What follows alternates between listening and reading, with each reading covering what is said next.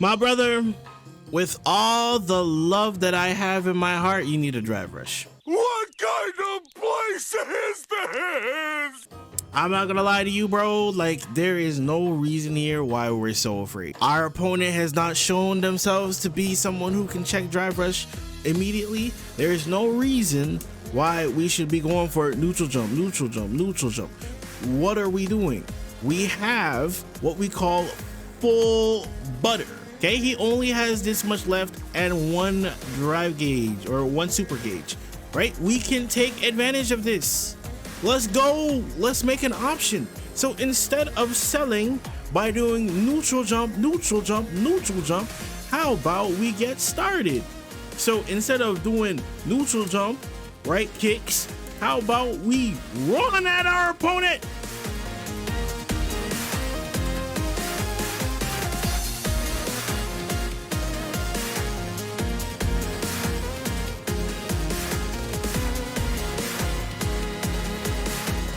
Casual feet enjoyers, let's get started, shall we?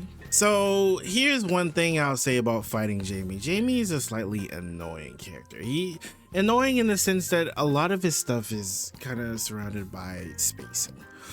Now, if you know your spacings, then you kind of know where you can, where you can't, and then it makes it a little bit more of an interesting dynamic. However, in the case that you don't know what you're doing, you can get caught out very easily. So in this instance, he went for Rekka, hit about tip range about here. Now, with that said, what ends up happening is while he is indeed -6 off of this instance, you are not in any sort of position to try and punish this. So what ends up happening in this case is that if you try to press something like a cross jab, you get hit. It's kind of the thing that he's trying to go for, where you press something like a safe or something that whiffs, and then he can kind of take advantage of it. So what is our answer in these cases? In these cases, what I want you to start looking or considering is going for an option like crouching medium kick, right? Even if you want to end it like this is a decent option to go for. Why? Because number one, it gives you the stock. Or if you want to keep it super safe, you can also go for an option like low forward into the stock. This is also a safe option. We could also go for this option, and it'll interrupt their attempts to go for an option, right? And the main thing here is that we want to interrupt their attempts to go for something stupid like that, and we go for this. Now, your opponent might think that they're a genius and rip a DP. Even with that said, while you've lost a little bit of health, the main part here is that you've made them come off of 2 extra meter that they no longer have access to. So you gotta make sure that you're shutting things like this down. Now, something I see infrequently often is when a Juri takes to the skies, they sometimes have this belief that they are the same as the Cammy player. Now, the Cammy has the dive kick that can be forced into a plus situation. The Juri does not. When the Juri does this, it is very fortunate that we can force a situation where we are safe. The Cammy can do it fairly easily. The Juri cannot. So keep this in mind when you're going for your jumps. Don't make it a frequent habit to go for dive kicks, because dive kicks are only when your opponent is constantly going for like a crouching heavy punch, in which we can then change the angle in which they're coming at, so it'll make them whiff and then you can punish them for it. But aside from that, if your opponent has DPs, it's not gonna work. Or if you may space it even a little bit, it's a lot less forgiving than the Cammy, and you get put in a very terrible situation. So you don't want that. So if you clicked on this video, I'm sure you need some help. Lord knows I did at some point. But here's the thing, you want your favorite content creators to come and help you, but let's be real, they're charging like $60 per hour. You don't need that. But when I got you good. Over on this channel, I do free coaching sessions on Tuesdays and on Thursdays at 6:30 p.m. EST. So what does that look like? I essentially go over your matches. I give you tools so that you can succeed the next time you open up rank. So once again, join my Discord. Wait till I'm live either on Tuesdays or on Thursdays, 6:30 p.m. EST. Be there or be square. Back to the video. Yeah, This is a thing that Juri players, come on, like you guys have this opportunity and it's not too difficult of a concept. Okay, you throw the fireball, cool, we're golden. What do we do now? We simply just walk. We walk at them. Why do we walk? We walk at them because now we have something like this to take space for us without having to commit to anything, right? We walk forward. Now, some of your opponents are either A, want to try and use drive meter to parry it, and in which they still have to kind of respect the next option you throw out. Or B, they're gonna try to be up Mr. Funny Guy and try to jump over it.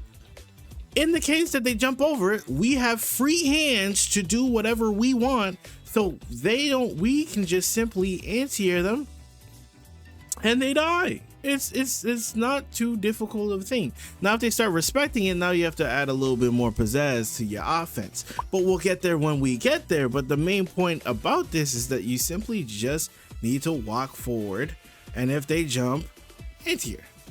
And that may seem like a big task, but the thing is that while this fireball is going along, there's very few things you're actually looking for on screen. So then you can just kind of look for the jump if it happens. If they go for a parry, then we go for a button. If they go for jump, then we're ready to anti-air. This is something I want you to keep in mind. How this looks like is that you throw out the fireball, right? You walk forward. You see him do that? Now we can go for offensive options, right? Okay, so let's suppose we're in a situation like this, right? Obviously, we did our dive kick that I mentioned is unsafe at most angles, in which you do get punished for it, but he fumbled the bag, right?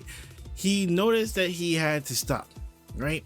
Now, if you're going for a hit confirm on a situation like this, you're not really sure, because if you were really positive about this, you definitely would have gone for a bigger punish. That's neither here nor there. But the thing about this situation, let's say you're unsure on whether or not you've hit and whatever have you, right? So off of this instance, what I want you to start doing is that instead of going for your crouching jab into crouching medium punch, which is what you did, right? Go for the crouching medium kick. Why? Because the crouching medium kick has more range. This can be inconsistent at certain ranges, and we don't want to be letting up on that, right? This is something that you want to get in your gameplay a little bit more often, just because it helps get things along a lot smoother, right? Now, the only thing that I'll say about this is that technically it'll scale your combo a little bit more, but with that said, in this case, it doesn't necessarily matter because you'll kill anyway.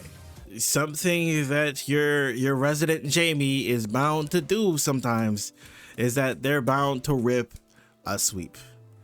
Now, sweep can be very annoying, especially from Jamie, because what ends up happening is that if you try to punish it, you might miss. And in the case that you miss, you're prepared to hit confirm because you're thinking that it's your turn, and then you get hit for it. So what I would suggest is that anytime you're in this situation, right, sweep for sweep. Now, you can obviously go for bigger punishes. You can go for bigger punishes, but the thing is that if you're perfectly aware, but I'm not expecting that of you as of yet. So when it comes to characters, especially like Jamie, who like to utilize their max range sweep because they can kind of get away with it in some cases like this, right? You want to just go sweep for sweep. Keep it simple. And then if you want to go for an option like overhead, go for overhead. Most people in diamonds and even like 1500s, they don't block overheads. So let's talk about a basic necessity in this game, and honestly a necessity for playing Juri. Here's the word, okay? You wanted to go for a drive rush in this instance, right? See what you did here? We saw parry. Now, why is showing parry bad? Because when you show parry, there's only one thing you can do here, and that's move. That is it. So if you hold this thing and then move, then you're cooked. The other option is to just let it go. Now, if you let it go, then the thing is that you're negative for quite some time, and they have the opportunity to walk up to you or do whatever to you, right? So generally, this is not a good situation to have. Now, this happens because you're not comfortable with doing a raw drive rush. Let's go over the quick lesson here. If we want to go for drive rush into neutral, aka raw drive rush, what we're going to do is a little bit of a piano input, okay? Essentially what you do, instead of holding parry and then dashing like this, what we're actually going to do is we're going to press forward a little bit early and then parry forward. So what happens is that the first forward is essentially buffered in, and then the second forward is then put in with the parry. So it essentially gets you the forward input a little bit earlier. So what ends up happening is you're pressing forward, parry forward. And then when put it together, we get like this. So it becomes a lot less reactable than this, right? This is a lot quicker and a lot harder to react to, especially on Juri, because it's just so quick. Learning how to master this option is basics, the strength of this character, and honestly the basics of the game. Because knowing when to rip this option, because obviously we're going to be playing neutral, we're going to be pressing buttons, but then sometimes we're just going to launch it, right? We have options like jump. In her case, we also have options like dive kick. But the key part is to make sure that you're sprinkling this option in so your opponent has to be on their toes. And if they happen to be pressing something like that last instance, right, they just get hit for it. So that's why learning how to do this and not pressing this is a lot stronger and a lot more beneficial to your play. Okay, so the main thing I'm noticing about your play is that you gotta learn how to use your drive gauge. As of right now, we're not really using it. What do I mean by this? We're not drive rush canceling. We're not using any sort of like raw drive rush. We're not using any options at all. We're pretty much just only specifically just pressing normals and stopping. We're not even special canceling them into anything. We're not doing anything with them. So what ends up happening is a situation where you kind of just never get off and started because we just keep pressing buttons, but we're not actually going into anything when we do so, like so. Now, the only value that you got out of this situation was the fact that they happened to go for a highly committal option like DI, and we were ready to DI them back, and now we can get damage and hopefully we can get something started. But if we're not utilizing our drive gauge, then we're basically selling, to keep it simple. Okay, so this is another situation I'm talking about, right? Off of this instance here, we get the hit, but because we're not buffering in parry, I don't care if it's the parry macro or you're pressing medium punch and medium kick, but we have to be buffering in that input. Why? Because what ends up happening is that you get situations like this where we have drive gauge to work with, but then instead you go for a crushing medium kick into DI, he parries you and does it back to you. We don't want to put ourselves in this situation. So let's suppose we're in this situation for you. What ends up happening in this instance is comes out a lot different. Right here, we end up pressing crouching medium punch and then drive rushing at your opponent.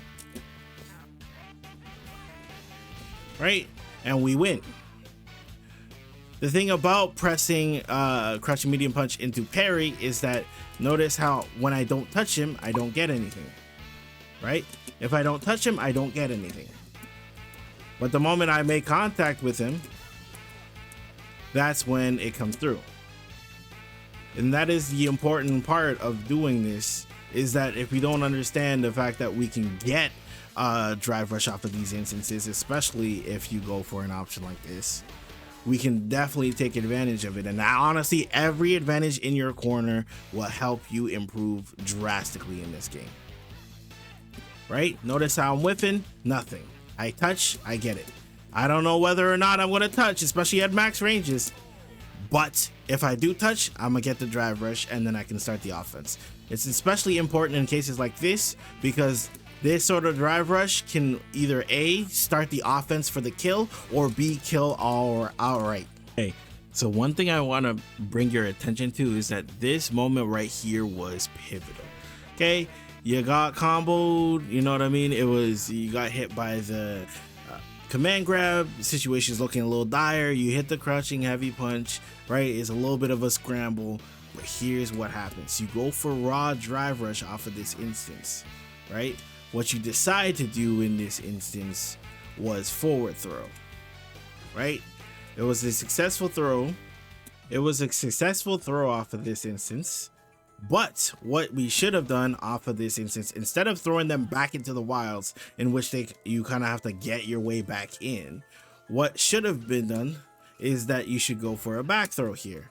Now, the reason why back throw is especially good here is that if you're able to pull it off, like I'm unable to, now they're in a corner. The benefit of having them in the corner is, number one, they are very low on meter, right? Now, if we're able to either A, shave off a little bit extra more of this and then go into our CA, that's wraps for them.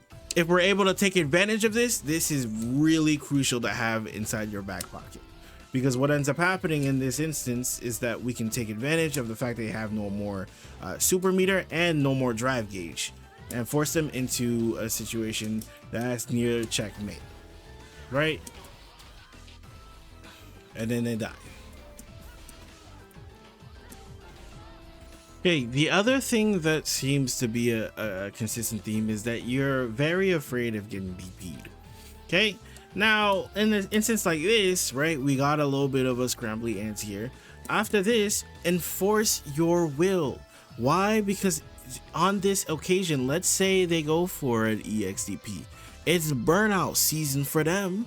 Don't be afraid to take advantage like this, right? You're not baiting anything, to be honest. Like, at the end of the day, you'll eat this much damage and you'll take away a much more important resource like their drive gauge in this instance. So don't be afraid to take the offense to them. Stop trying to bait all the time. When you always try to bait an option, it makes essentially your gameplay a lot longer and a lot more inconsistent, right?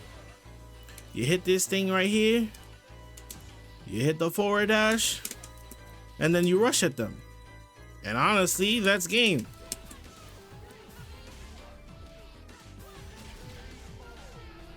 And they just die, you know? The game is over. Off of that single decision to go for an option like that, they just die. And there's nothing wrong with it, and there's nothing wrong with going for offense. So in this case, if they go for EXDP, it's perfectly fine, because you have now forced them to come off the last resource that they had. Now they're scared. My brother, with all the love that I have in my heart, you need a drive rush. I'm not gonna lie to you, bro. Like, there is no reason here why we're so afraid. Our opponent has not shown themselves to be someone who can check drive rush immediately. There is no reason why we should be going for neutral jump, neutral jump, neutral jump. What are we doing? We have what we call full butter, full stick of butter. This is what you have right here. Okay, he only has this much left and one drive gauge or one super gauge, right? We can take advantage of this. Let's go. Let's make an option. So instead of selling by doing neutral jump, neutral jump, neutral jump, how about we get started? So instead of doing neutral jump, right kicks, how about we run at our opponent and then we win the game? Maybe we want to win a couple more times here and there. Okay, as it stands right now, you're not playing the game. What you guys are doing is just wasting time. Like, no action has been taken. No one's doing anything of actual value. Sometimes you'll go for an option, but you'll never follow it up like so. So then we're just kind of walking back and forth and keep pressing our heavy buttons at each other. So what ends up happening is very, very slow games that we're not actually accomplishing anything or getting anything done. My biggest suggestion to you is choose a couple more offensive stances. Don't be so afraid, right? Now, the drive rush in this instance was good. The follow-up was not. Okay, this was decent. Okay, now in this case, I would prefer that instead of going for that option when we wake up and drive rush at our opponent, what I'd prefer is that you go for a plus button so that you can essentially enforce your will on them. That's what we want to start doing. Because if we start doing this, now we're a lot more scary. So what ends up happening is that your opponent thinks, oh shoot, maybe I should start trying to tech more. And when he starts trying to throw tech more, aka break throws, that's when we can start going for different options, right? Okay, I feel like you're scrambling, namely because you don't know what you want to do. Okay, now this is a very common theme when it comes to any player trying to learn the game. But what we need to start taking advantage of, so let's say we go for a crouching medium kick here, right? Off of this instance, what I want you to start doing is throw them in the corner. Now, why do we want to throw them in the corner? Is because our offense is a lot stronger when we have them trapped in the corner. Next, what we're going to decide to do off of this instance, after we have done this, now we apply a little bit of pressure to them. When we apply a little bit of pressure to them, now they're thinking, oh shoot, I have to go for an option, right? Now they're stuck in what we call a throw loop, right? Then if we want to end the game, we go into our fireball. So basically what I'm saying is that if you want to get your gameplay started, what you're going to have to find is an opportunity to either hit them like this or to go for a raw drive rush in order to put them into the exact situation that I just mentioned, which would be going for a back throw to throw them, and then we use our standing medium punch because it's plus to enforce more will upon them. So this is what we're gonna go ahead and do. When we use our fireball, we're gonna walk forward. When we walk forward, we're gonna be ready for anti-air, because if they try to go for an option, when they anti-air, we go for an anti-air option. That's how we're gonna blow it up, okay?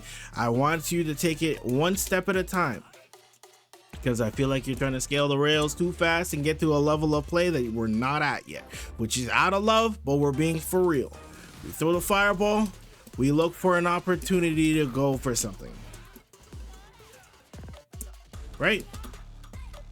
We use that as a means to take advantage of our opponent, and we go from there. So this is what I'll leave you with.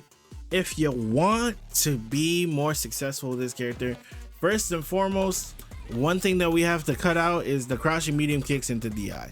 That is not netting you any value. You would much rather use more drive gauge and use a drive rush cancel than do something like this. Why? Because this option is very gimmicky and is not going to net you any value in the long term. So we're going to work on our basic fundamentals of how we approach offense. We're going to use raw drive rush. We're going to use standing medium punch because it is plus. We're going to enact a strike throw game, and then we're going to go from there.